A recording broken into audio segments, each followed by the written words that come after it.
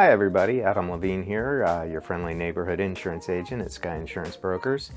It's that time of year. We're going into fire season, and not to beat a dead horse to death, we talk about this every year, but I'd just like to go over some of the recommendations, not just by our agency, but by a lot of carriers seem to follow some of these recommendations for defensible space. That's the big issue.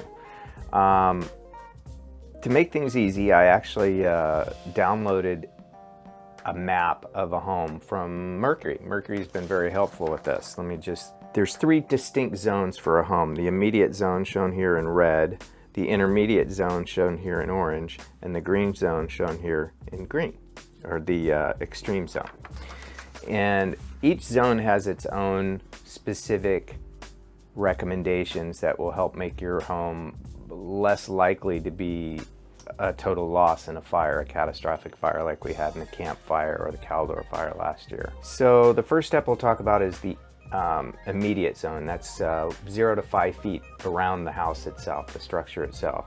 So obviously it makes sense, but a lot of people don't think about it. You'll want to clear the area in the immediate zone of any debris and mulch and dried twigs and things like that. Other things that you can do in the immediate zone is clear your gutters and roof of dead leaves and debris that falls down from trees. Replace or repair any loose or missing shingles. You want to button down the hatches, so to say.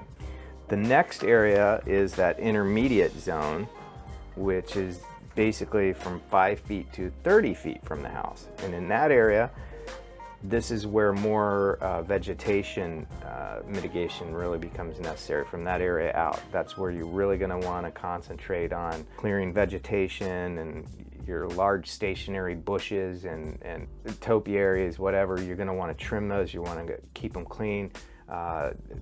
Tree branches that fall down from the trees that are dead, you're going to want to clean those up.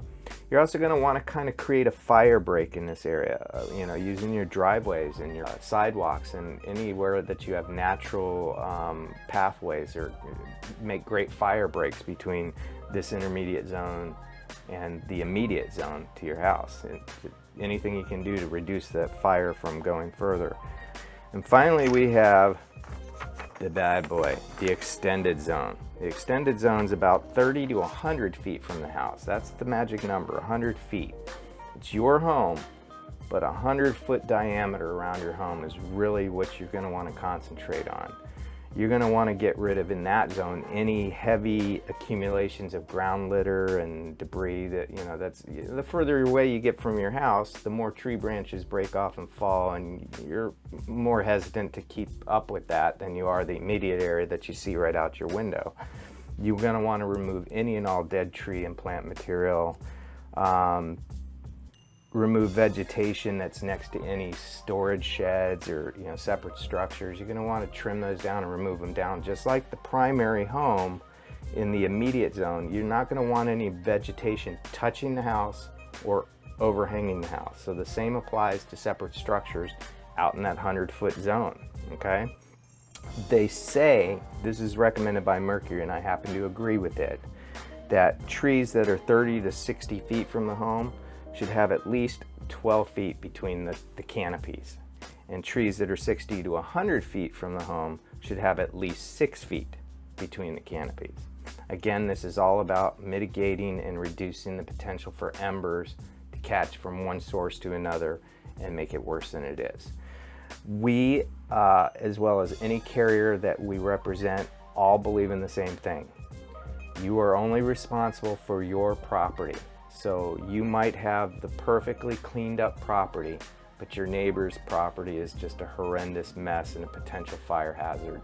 You need to understand we are not recommending that you break the law, a criminal offense, or break any potential lawsuit caused on yourself by trespassing, to go over there, even with good intention, to maybe mow the neighbor's high weeds or whatever.